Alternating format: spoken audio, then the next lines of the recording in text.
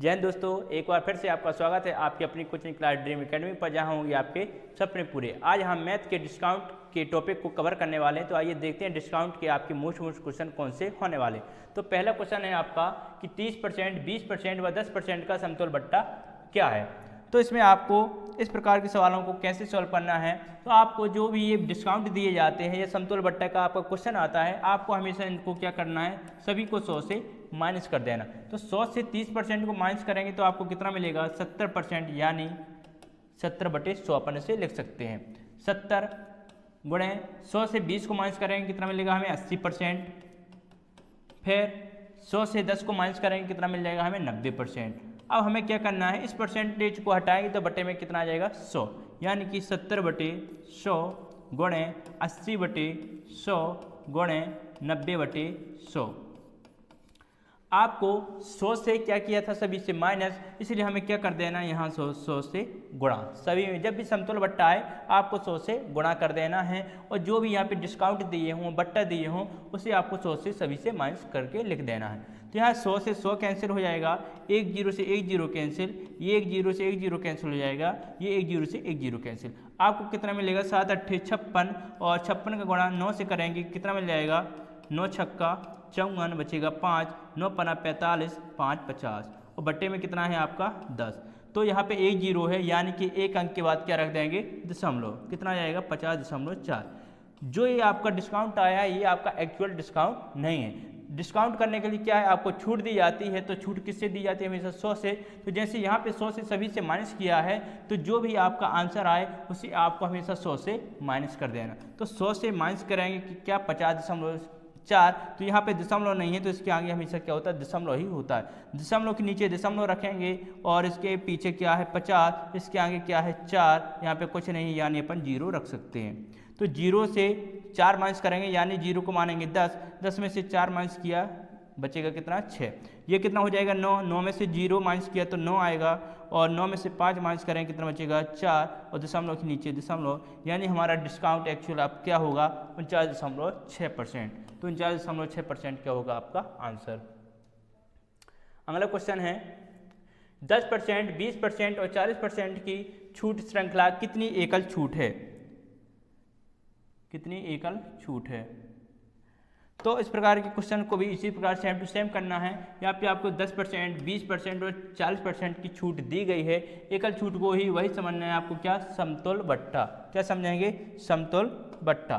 तो यहाँ 100 से 10 माइनस किया कितना मिलेगा हमें, 90, यानी कि 90/100 गुणे 100 से 20 माइनस करेंगे कितना मिलेगा हमें, 80/100 गुणे 100 से 40% माइनस किया कितना मिलेगा हमें, 60/100, और किससे गुणा करेंगे हम, 100 से। 100 से 100 कैंसिल हो जाएगा, 1 0 से 1 0 कैंसिल, 1 0 से 1 0 कैंसिल, और 1 0 से 1 0 कैंसिल।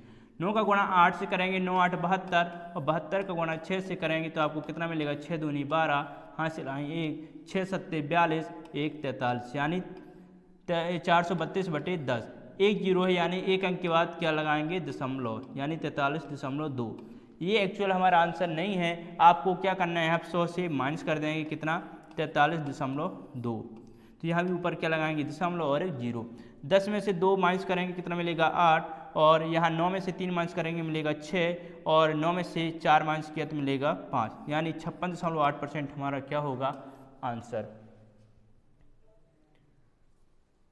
अगला क्वेश्चन है, किसी घड़ी को 15% नगद बट्टा देकर 510 रुपये में बेचा गया, घड़ी का अंकित मूल्य था। हमें क्या ज्ञात करना है, अंकित मूल्य ज्ञात करना है। डिस्काउंट कितने का दिया गया है यहाँ पे, 15% पर, और 510 रुपये में बेचा गया, यानी क्या दिया, विक्रय मूल्य। तो एक चीज़ आपको ध्यान में रखनी है कि जो हमारा बट्टा है वो हमेशा किस पे दिया जाता है, अंकित मूल्य पर हमेशा बट्टा दिया जाता है। जो भी डिस्काउंट देंगे वो किस में देंगे, अंकित मूल्य पर। अंकित मूल्य आपका क्या कहलाता है, जो आपकी मार्केट प्राइस होती है वही कहलाता है आपका अंकित मूल्य। तो यहाँ पे अंकित मूल्य पे क्या देंगे, बट्टा, और पहले हमें क्या है, यहाँ घड़ी का अंकित मूल्य ही ज्ञात करना, यानी कि हमें अंकित मूल्य हमें पता नहीं है। तो अंकित मूल्य को मान लेंगे क्या हम x, और x पर ही हम क्या देंगे, डिस्काउंट, यानी कि अंकित मूल्य को हमने माना x, और अंकित मूल्य पर ही हमेशा बट्टा दिया जाता है। यानी 100 से 15 माइनस करेंगे कितना मिलेगा, 85%। 85% यानी कितना होता है, 85/100। तो यहाँ हमने अंकित मूल्य में क्या कर दिया, डिस्काउंट। यदि हम अंकित मूल्य पे डिस्काउंट देते हैं तो हमें क्या प्राप्त होता है, विक्रय मूल्य, और यहाँ पे आपको विक्रय मूल्य क्या है, 510 रुपये दिया गया है। तो ये किसके बराबर हो जाएगा, 510 रुपये के बराबर हो जाएगा।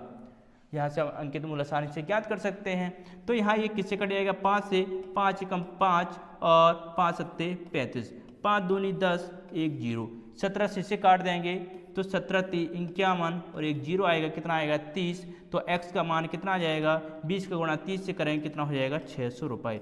यानी ये आपका अंकित मूल्य कितना होगा, 600 रुपये।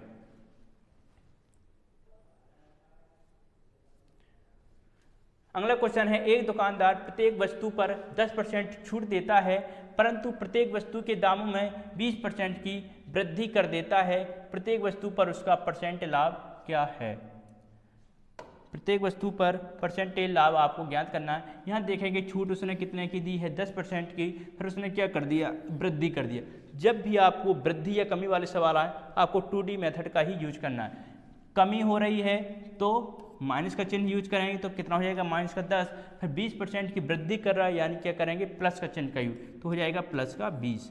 अब यहाँ पे आपका प्लस ही आगे आएगा हमेशा, और इस माइनस 10 का गुणा माइनस प्लस 20 से कर देंगे, कितना होगा, माइनस का 10 का गुणा प्लस 20 से करेंगे और बटे 100। यहाँ पे छूट दे रहा था यानी क्या है, कमी हुई है 10% की, इसलिए माइनस का यूज किया है, और वृद्धि हो रही थी 20% की, इसलिए यहाँ पे प्लस का चिन्ह का यूज किया। तो एक बार माइनस करेंगे, एक बार प्लस करेंगे और इन दोनों का आपस में गुणा कर देंगे। चिन्ह का जरूर विशेष ध्यान रखना है, यहाँ माइनस 10 है तो माइनस 10 ही लिखेंगे, और प्लस 20 है तो प्लस 20 ही लिखना है। यहाँ 20 में से 10 माइनस करेंगे, कितना मिलेगा हमें, प्लस का 10 मिलेगा, और यहाँ पे आपका प्लस आएगा, 1 0 से 1 0 कैंसिल, 1 0 से 1 0, 2 का गुणा 1 से करेंगे कितना आएगा, 2, लेकिन ये किसका चिन्ह आएगा, यहाँ प्लस माइनस है तो यहाँ हमेशा आएगा माइनस का। तो प्लस का 10 और प्लस माइनस क्या हो जाएगा आपका, माइनस का 2, 10 में से 2 माइनस करेंगे कितना मिलेगा, 8, यानी प्लस का 8 है। प्लस का 8 का मतलब क्या है कि वृद्धि हो रही, यानी कि 8% की क्या हो रही है, वृद्धि। अगला क्वेश्चन है आपका, किसी वस्तु पर 20% छूट देने के बाद उसके दामों में 30 रुपये की कमी हो जाती है, उसका नया मूल्य ज्ञात कीजिए। जब भी आपको नया मूल्य और पुराना मूल्य ज्ञात करना हो तो आपको क्या देखना है, सबसे पहले परसेंटेज। यहाँ पे परसेंटेज कितना दिया है, 20%, कितना दिया है, 20%।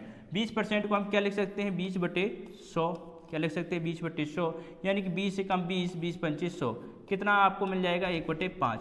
यहाँ हम देखेंगे कि छूट देने के बाद, यानी कि छूट में क्या होती है, कमी होती है, यानी 5 में क्या हो गई, 1 की कमी हो गई। तो जो हमारा नीचे का बटे में लिखा होता है ये आपका होता है पुराना मूल्य, ये हमेशा क्या कहलाता है, पुराना मूल्य, और जो आपकी कमी हो या वृद्धि तो वो आपका होगा क्या, नया मूल्य, क्या होगा, नया मूल्य। तो पुराना मूल्य कितना है आपका, 5 है, नया मूल्य क्या होगा, यहाँ छूट दी है यानी कमी की गई है, 5 में 1 की कमी की गई तो नया मूल्य क्या होगा, 4, क्या होगा, 4, यानी 1 की कमी हो गई तो अब उसका मूल्य पहले 5 था, 1 की कमी हो गई तो अब उसका नया मूल्य कितना हो जाएगा, 4 हो जाएगा। यहाँ पे देखेंगे कि उसके दामों में 30 रुपये की क्या हो गई, कमी हो जाती है, और यहाँ हम देखेंगे यहाँ पे कमी कितने की हो रही है, 1 का अंतर है, कमी कितने की हो रही, 5 में से 4, यानी कमी कितने की, 1 की हुई है, लेकिन क्वेश्चन में आपको कितना दिया है, 30 रुपये की कमी, यानी कि 1 किसके बराबर होगा, 30 रुपये के बराबर होगा। हमें क्या निकालना है, नया मूल्य। तो नया मूल्य हमारा कितना है, 4। जब 1 की वैल्यू 30 है तो 4 की वैल्यू कितनी होगी, 30 से गुणा कर देंगे तो आपको कितना मिल जाएगा, 120। यदि इसी में पूछा होता पुराना मूल्य तो इस 30 का गुणा किससे कर देते, 5 से, तो आपको 150 मिल जाता, 150 क्या हो जाता आपका पुराना मूल्य। अगला क्वेश्चन है, किसी शोरूम पर एक वस्तु का सूची मूल्य 2000 रुपये है तथा वह 20% तथा 10% के क्रमिक 2 बट्टों पर बेची जाती है, तो उसका शुद्ध विक्रय मूल्य क्या है। आपको यहाँ पे क्या दिया गया है, विक्रय मूल्य 2000 रुपये और 2 आपको क्रमिक क्या है, बट्टे दिए गए हैं। तो इसको आपको सिंपल कुछ नहीं करना, जो आपको विक्रय मूल्य दिया है उसे लिख लीजिए, और यहाँ पे क्या है, बट्टा दिया गया है, पहले 20% का और फिर 10% का। तो बट्टे में आपको क्या करना पड़ता है, हमेशा 100 से माइनस, 100 से 20 में माइनस करेंगे कितना मिलेगा, 80/100, और फिर एक बट्टा दिया जाता है 10% का, यानी कि इधर क्या हो जाएगा, 90/100। 2 0 से 2 0 कैंसिल हो जाएंगे, 1 0 से 1 0 कैंसिल हो जाएगा, 2 कम 2, 2 पंचे 10, और 5 का भाग करेंगे यहाँ पे कितना मिल जाएगा, 5 कम 5 और 5 अट्ठे 40। 18 गुणा 8 से करेंगे कितना हो जाएगा 18 8 144 और एक जीरो, यानी कि हमारा जो शुद्ध विक्रय मूल्य है वो कितना हो जाएगा 1440 रुपये। एक मोबाइल का अंकित मूल्य 16,000 रुपये है। 2 उत्तरोत्तर छूटों के बाद वह 11,400 रुपये में बेचा गया। यदि पहली छूट 5% है तो दूसरी छूट की दर क्या है। तो यहाँ पे आपको क्या करना है, अंकित मूल्य पर हमेशा क्या दिया जाता है बट्टा।